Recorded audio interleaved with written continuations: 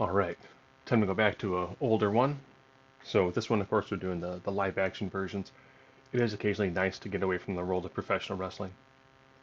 So with this one, of course, we're looking at Boba Fett, one of the primary bounty hunters from Star Wars, at least from the live action side of things, and Predator, an actually amazing, you know, a character that's really survived several decades. You know, like from the original Predator movie, taking on, an absolute just who's who of action stars, then taking on Danny Glover, and then eventually taking on, Batman, Superman, a whole host of comics. Again, this is focused primarily on the live action versions of them, as well as having tons of video games and, of course, battling aliens. So, of course, let's go right through this. Intelligence. I'm going to give this one to Boba Fett. Now, when it comes to the Predators, yes, you do have an alien species that's pretty much focused entirely on bounty hunting and trophy hunting for the most part. But from the movie aspects, you don't see a tremendous amount of what I would say more higher function. A lot of it's just more instinctual in nature, and nothing wrong with that. But just you normally don't see again live action performances. You don't really see that much. It's more of the here's much more of a stealth killer than anything else. Where you definitely do see more of that from Boba Fett, and most of that ends up being from the background he has as a bounty hunter. You know how much he is definitely utilized by someone like Darth Vader. So I give him the nod for that fighting ability. Then give this one to Predator.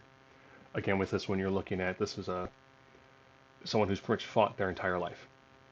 And if these two were to get in much more of a hand-to-hand combat sort of thing, I definitely do picture Predator easily having an advantage on this. I'm also giving him a strength advantage too. When you've seen Predator fight humans, which essentially, that's what Boba Fett is.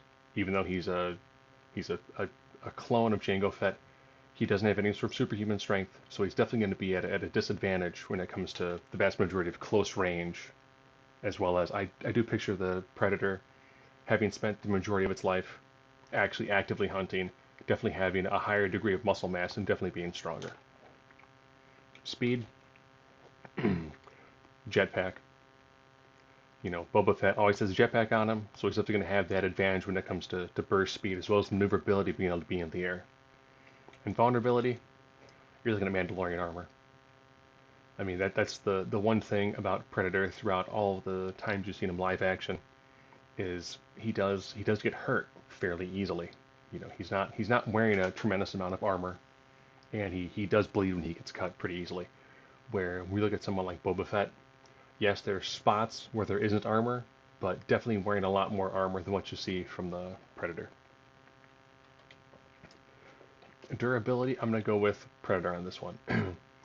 We have seen that he does have some higher level recuperative abilities, much more than what you'd see in something like Boba Fett. Even later on, we do see Boba Fett do mildly succumbing to some of the aspects of clone sickness, and we're normally not seeing him have any sort of advanced healing capabilities. Energy projection. This is just your raw damage at a distance. I'm going to give this one to Predator. With this one, it comes down to that shoulder cannon. That shoulder cannon, with the tri laser on it, is very powerful, very potent. Looking at the heaviest shots both of them have, it's like Boba Fett would have a rocket launcher on his back, so he can shoot a missile. It's going to take a while for that to reload. It's going to take a while for that to get a good shot off just from where it's located, versus the shoulder mounted weapon. I definitely do picture Predator definitely have an advantage there. Versatility. This one I'm going to go with Boba Fett. Again, you're looking at he does have, he's got a flamethrower, grappling hook. He's got the rocket launcher. He's got the jetpack. He's got a whole host of additional weapons on him. Definitely help him out a lot more at range. Where you look at the Predator has a much more melee based. Has the shoulder cannon. Remember, has a glaive, has his throwing disc. But if I'm trying to compare, like a throwing disc to a flamethrower or a glaive to a to a carbine, I'm going to give those advantages to Boba Fett. Not also to mention the fact too that other aspects of Boba Fett's gear are definitely going to help him a lot more in these sorts of fights. An overall X factor. I'm going to give this one to Boba Fett. One of the Predator's primary strengths we've seen in pretty much every single movie is the camouflage. And that's something that Boba Fett's going to be able to see with his helmet. So now all of a sudden, this great, fantastic stealth hunter is now going to be running up against someone who actually can see him. And all of a sudden, one of the greatest abilities that a Predator has, that ability of being unseen and being able to almost kind of get a kill without the person even knowing they're being hunted, isn't going to help them that much against someone like Boba Fett. I do picture if this ends up being, at range, I picture Boba Fett being able to take this. The fact that his armor might be able to take a shot from the shoulder cannon. If he throws the disc, it's a good chance it hits the armor.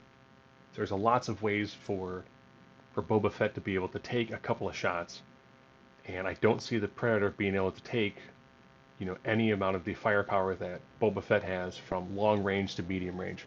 If this gets in close, then it becomes a different ball game.